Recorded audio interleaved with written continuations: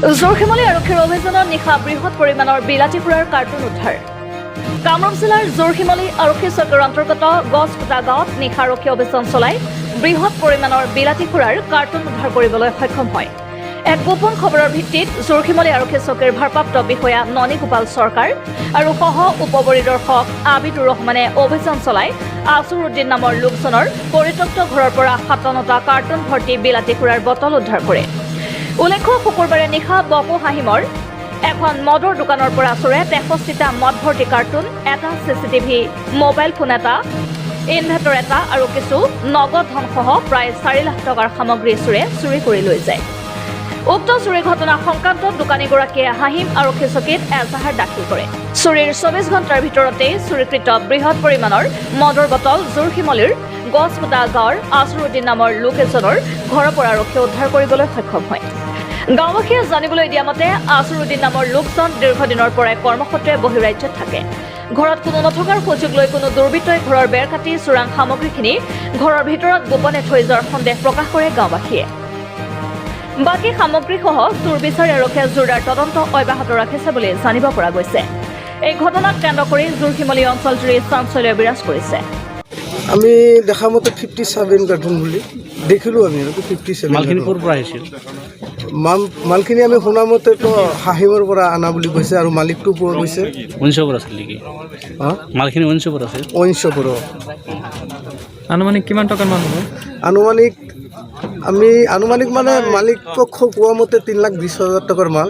আমি দেখিলোঁ বিলখিনি আৰু দেখাও পালোঁ ৩,২০,০০০ টকাৰ মাল। লামপাৰা আহিম ওৱানচপৰ পৰা। এইটো হ'লো জাগাটোৰ নাম কি আছিলে? জৰচমলি এটা ঘৰত পোৱা গৈছে মালকেইটা।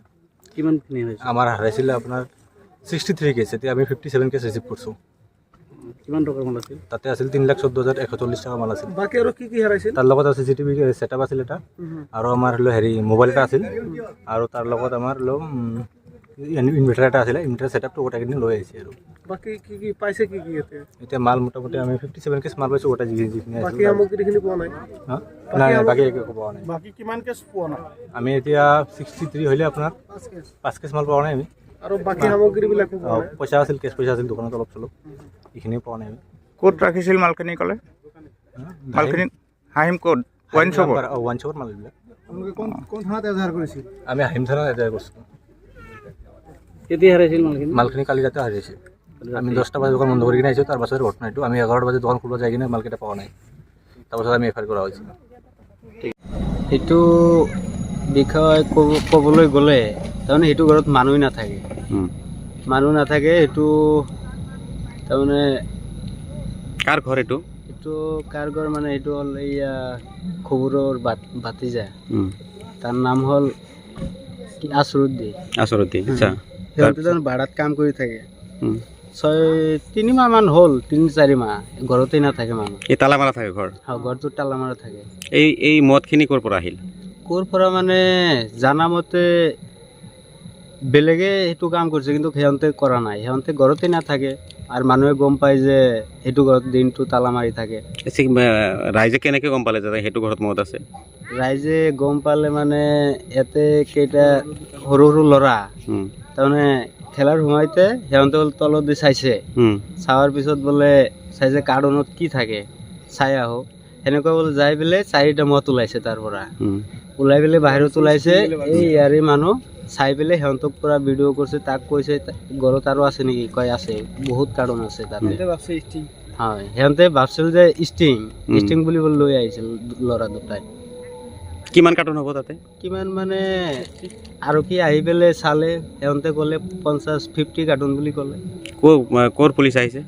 এই আমাৰ জোৰচমলি, আৰু বেলেগ জাগাৰ পৰা আহিলে সেইটো চিনি নাপাওঁ। এইখিনি আমাৰ গাঁৱৰ কিছুমান দুষ্ট চক্ৰ আৰু আছে।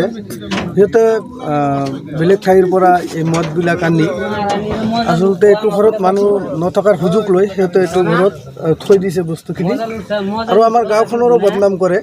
প্ৰশাসনক আমি বিনম্ৰভাৱে অনুৰোধ জনাম, এইখিনি মানুহক পৰাস্ত কৰি মানে শাস্তি প্ৰদান কৰিবলৈ। কিমান কাৰ্টুন পোৱা গৈছে? খুনতলীৰ পৰা আবুল হাছামৰ ৰিপৰ্ট, আছাম লোকেল নিউজ।